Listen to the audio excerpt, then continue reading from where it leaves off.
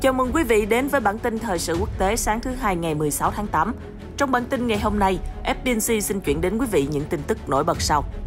Tâm điểm của thế giới những ngày gần đây có lẽ là cuộc tấn công thần tốc của quân đội Taliban, sự rệu rã khó tin của lực lượng quân đội chính phủ Afghanistan và những cuộc tháo chạy gây tranh cãi của các ông lớn, trong đó có Mỹ. Trong lúc đó, Trung Quốc đã tận dụng thời cơ, đả kích đại kình địch là dã tràng xe cát, sa chân rơi vào thế trận điêu tàn.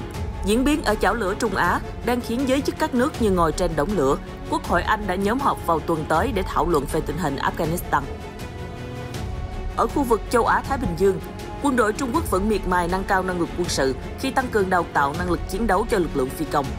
Trong khi đó, Ngoại trưởng Nhật Bản Toshimitsu Motegi đã rời Tokyo, bắt đầu chuyến công du đến khu vực Trung Đông kéo dài 10 ngày. Tổng thống Hàn Quốc Moon Jae-in mong muốn sớm xây dựng hòa bình và phi hạt nhân hóa trên bán đảo Triều Tiên. Những thông tin đáng chú ý khác. Cảnh sát Thái Lan đụng độ người biểu tình gần dinh thủ tướng.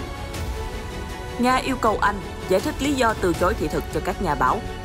Mexico tăng tốc trục xuất người nhập cư dưới sức ép của Mỹ. Tất cả diễn biến mới nhất trên toàn cầu sẽ được FBNC chuyển đến quý vị trong bản tin ngay sau đây.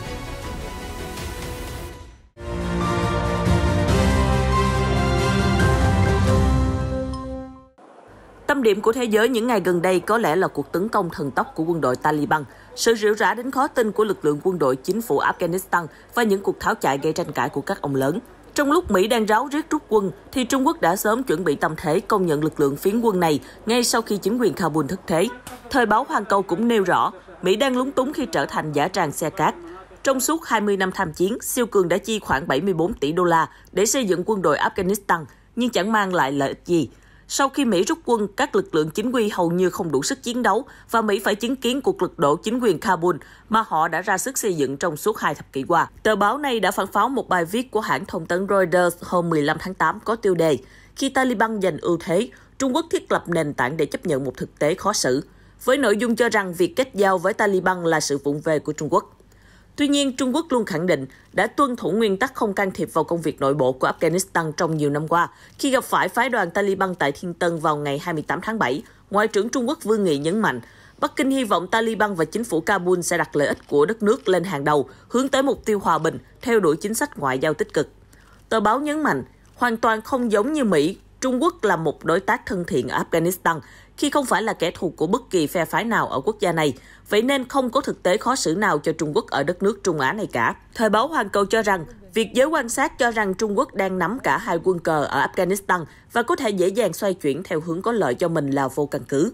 Cơ quan ngôn luận của Trung Quốc còn viện dẫn cách mà Washington rời đi khỏi Afghanistan, chứng tỏ Mỹ là một đối tác không đáng tin cậy, luôn bỏ rơi đồng minh để mưu cầu tư lợi. Tờ báo còn đưa ra lời cảnh cáo những quốc gia dựa vào Mỹ để đảm bảo an ninh, cần nhìn tấm gương của Afghanistan để thấy rằng Hoa Kỳ chỉ đưa ra những lời hứa hão huyền và chỉ quan tâm đến lợi ích của mình. Bên cạnh đó, Trung Quốc còn lên án việc các phương tiện truyền thông phương Tây không ngừng đặt điều cho mối quan hệ giữa Trung Quốc và Taliban, đồng thời hạ thấp các nỗ lực tái thiết Afghanistan của Trung Quốc. Tờ báo khẳng định, Mỹ đã rơi vào thế trận điêu tàn của các đế chế. Thời báo Hoàn Cầu cũng cho rằng, Mỹ đang hy vọng Trung Quốc sẽ mắc kẹt vào vũng lầy, tiêu tốn nhiều nhân lực và vật lực như Mỹ. Tờ báo nhấn mạnh, Trung Quốc sẽ không bao giờ can thiệp vào Afghanistan như cách mà Mỹ đã thực hiện trong 20 năm qua. Thay vào đó, Trung Quốc sẽ đưa ra những đề xuất mang tính xây dựng hoàn toàn khác với cách tiếp cận của Mỹ và sẽ đem lại hiệu quả hơn, từ đó giáng đòn mạnh vào vai trò lãnh đạo toàn cầu của Hoa Kỳ.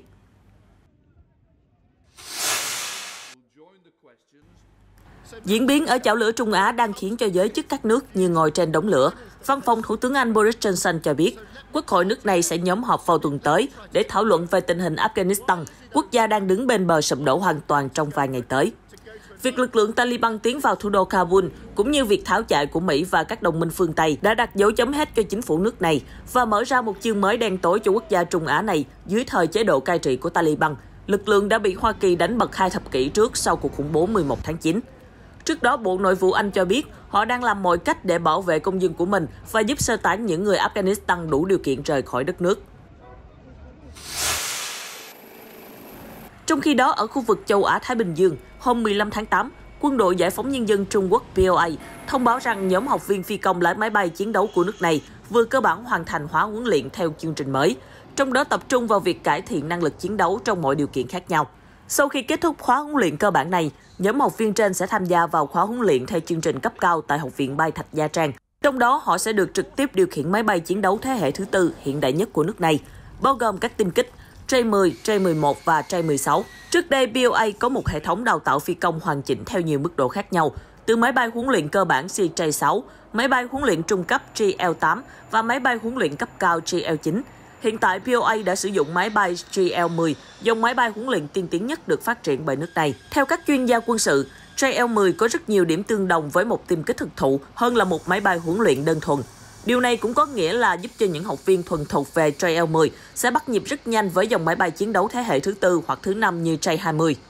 Phương pháp tiếp cận mới của BOA được đánh giá là hiệu quả khi cho phép các học viên thực nghiệm tốt hơn 30% trong điều kiện chiến đấu thực tế, cũng như tiết kiệm được 30% thời gian đào tạo so với phương pháp truyền thống.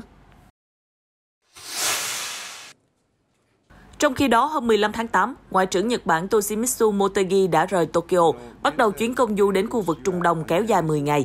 Đây là chuyến thăm đầu tiên của Motegi đến khu vực này kể từ tháng 10 năm ngoái, khi ông đến thăm Ả Rập Saudi và Kuwait. Ngoại trưởng Nhật Bản nhấn mạnh tầm quan trọng của việc xây dựng mối quan hệ gắn kết với các chính phủ mới của Iran và Israel, hai cường quốc chủ chốt trong khu vực, có tầm quan trọng chiến lược đối với Tokyo. Khu vực này vốn là nguồn cung cấp dầu mỏ chính cho Nhật Bản. Trong khuôn khổ các cuộc hội đàm với Iran, ông Motegi đã kêu gọi Tehran nối lại đối thoại với chính quyền Tổng thống Mỹ Joe Biden. Các cuộc đàm phán hạt nhân song phương đã bị đình trệ kể từ tháng 6 và chưa thể xác định lại thời điểm tiếp tục. Trong khi đó, tân Tổng thống Iran Ebrahim Raisi lại đang đối đầu với Hoa Kỳ và thề sẽ tiếp tục theo đuổi chương trình hạt nhân. Ngoại trưởng Nhật cũng có thể bàn với giới chức hai nước về vụ tấn công tàu chở dầu Mercedes. Con tàu này thuộc sở hữu của một công ty Nhật Bản và do một công ty Israel vận hành bị tấn công vào tháng trước ở ngoài khơi bờ biển Oman. Mỹ và Anh nghi ngờ Iran có liên quan đến vụ việc. Bộ Ngoại giao Nhật Bản cho biết, ông Motegi cũng sẽ đến thăm Ai Cập, Jordan, Palestine, Thổ Nhĩ Kỳ và Qatar để thảo luận về các vấn đề an ninh khu vực cũng như việc ứng phó với đại dịch coronavirus. Hôm 15 tháng 8, Tổng thống Hàn Quốc Moon Jae-in cho biết, việc đạt được hòa bình vĩnh viễn và phi hạt nhân hóa trên bán đảo Triều Tiên sẽ góp phần đem lại sự thịnh vượng cho khu vực Đông Bắc Á. Trong một buổi lễ kỷ niệm ngày kết thúc chế độ thực dân Nhật Bản cách đây 76 năm, ông Moon đã phát biểu rằng, sự chia rẽ trong mối quan hệ Hàn Triều là trở ngại lớn nhất cho sự phát triển và thịnh vượng của chúng ta và đẩy lùi mong ước xây dựng hòa bình lâu dài và bền vững. Ông Moon nói, mặc dù việc thống nhất có thể mất thêm một thời gian nữa, nhưng chúng ta có thể tạo ra một mô hình bán đảo Triều Tiên, trong đó hai miền Triều Tiên cùng tồn tại và đóng góp vào sự thịnh vượng của toàn bộ khu vực Đông Bắc Á thông qua việc phi hạt nhân hóa và ký kết hòa bình ổn định vĩnh viễn. 68 năm kể từ khi chiến tranh Triều Tiên 1950-1953 kết thúc bằng một hiệp ước đình chiến. Về mặt lý thuyết, hai nước Triều Tiên vẫn đang trong tình trạng chiến tranh. Các đường dây liên lạc liên triều đã được khôi phục vào cuối tháng 7 sau khi ngừng hoạt động trong suốt 13 tháng. Cứ ngỡ động thái này là tín hiệu phá băng mối quan hệ hai nước. Tuy nhiên, cuộc tập trận chung giữa Seoul và Washington đã khiến cho Bình Nhưỡng nổi giận và không duy trì điện đàm với Trung Quốc. Cũng liên quan đến tình hình khu vực châu Á, hôm 15 tháng 8, cảnh sát Thái Lan đã đụng độ với người biểu tình gần dinh Thủ tướng Prayut Chan-o-cha. Đánh dấu lần chạm trán thứ 5 trong tuần qua, cảnh sát liên tục sử dụng vòi rồng và hơi cay chống lại người biểu tình không ngừng ném đá về phía họ. Cảnh sát cho biết họ cần sử dụng vũ lực để duy trì trật tự công cộng và khẳng định lực lượng chức năng luôn tuân thủ các tiêu chuẩn quốc tế trong việc sử dụng hơi cay, đạn cao su và vòi rồng. Trước đó, một đoàn xe gồm hàng nghìn ô tô và xe máy đã tuần hành trong hòa bình để yêu cầu ông Prayut từ chức do bất mãn trước năng lực phòng chống dịch COVID-19 của chính phủ. Tuy nhiên, các cuộc biểu tình chống chính phủ vẫn tiếp tục diễn ra trước dinh của ông Prayut. Ông Natakut Saikur, một nhà hoạt động chính trị kỳ cựu, người khởi xướng hình thức biểu tình trên ô tô, đã đến địa điểm xảy ra các cuộc đụng độ để kêu gọi những người biểu tình về nhà. Trong suốt một ngày, đoàn xe của ông Natakut khởi xướng đã thu hút hàng nghìn người, mang theo cờ đỏ, buộc dải băng đỏ trên xe, biểu tình một cách ôn hòa qua thủ đô Bangkok. Ban tổ chức đã phát biểu và biểu diễn âm nhạc cho những người ủng hộ thông qua các nền tảng xã hội để tuân thủ quy định giãn cách xã hội. Nhiều người dân Bangkok đã ra ngoài chào đón và cổ vũ đoàn xe.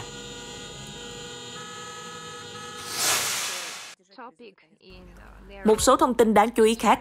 Hôm 14 tháng 8, phát ngôn viên Bộ Ngoại giao Nga Maria Zakharova cho biết trên kênh truyền hình DOF rằng Điện Kremlin mong đợi những lời giải thích từ phía London liên quan đến quyết định từ chối thị thực cho các nhà báo Nga. Bà Zakharova đồng thời cũng nhấn mạnh rằng Moscow sẽ có những biện pháp đáp trả tương xứng nếu tình hình không được cải thiện. Trước đó, Nga cũng đã quyết định ăn miếng trả miếng với Anh khi từ chối gia hạn thị thực cho phóng viên Sarah Renfrost của đài BBC. Ngoài ra, người phát ngôn Bộ Ngoại giao Nga cho biết nước này sẵn sàng cấp lại thị thực cho bà Redford nếu nước Anh giải quyết vấn đề thị thực với các nhà báo Nga trên tinh thần hữu nghị. Tình trạng di cư bất hợp pháp đang là vấn đề nhức nhối giữa nhiều quốc gia trên thế giới, trong đó có Mỹ và Mexico. Theo các quan chức ngoại giao hai nước, dưới sức ép của chính quyền Tổng thống Joe Biden trong việc ngăn chặn người nhập cư bất hợp pháp, Mexico đã đưa hàng nghìn người di cư không có giấy tờ đến biên giới phía Nam để trục xuất khỏi đất nước. Vào cuối tháng 5 vừa qua, chính phủ Mexico cho biết họ đã thực hiện 4 chuyến bay đặc biệt một chiều về phía Nam để đưa những người nhập cư bất hợp pháp ra khỏi lãnh thổ nước này, nhưng từ chối cho biết số người cụ thể. Hai quan chức Mexico giấu tên cho biết nước này hiện đã đưa khoảng 13.000 người từ các thành phố phía Bắc trở lại biên giới phía Nam trên khoảng 100 chuyến bay, trong việc phối hợp với Hoa Kỳ đưa người di cư trở lại khu vực Trung Mỹ. Họ cũng cho biết trong tuần qua đã có khoảng 1.200 người đã bị trục xuất khỏi Mexico. Viện Di cư Quốc gia Mexico từ chối bình luận thông tin trên. Trong một tuyên bố trước đó, Bộ Ngoại giao nước này cho biết Mexico đang tích cực làm việc với Washington để giải quyết vấn đề người di cư. Đổi lại, Mexico đang hối thúc Hoa Kỳ dỡ bỏ các hạn chế đi lại qua biên giới hai quốc gia, cũng như nới lỏng các chính sách về thuế quan. Bộ Ngoại giao Hoa Kỳ hiện chưa bình luận về yêu cầu này. Hồi đầu tháng này, chính quyền Tổng thống Joe Biden đã bắt đầu đưa những người nhập cư bất hợp pháp từ Trung Mỹ và Mexico đến miền Nam Mexico để trục xuất họ, một động thái thường thấy dưới thời người tiền nhiệm Donald Trump. Kể từ tháng 10 năm ngoái, Hoa Kỳ đã tiến hành 1.276.000 vụ bắt giữ hoặc trục xuất người di cư vượt biên vào Mỹ bất hợp pháp, chỉ tính riêng trong tháng 7 là gần 200.000 người.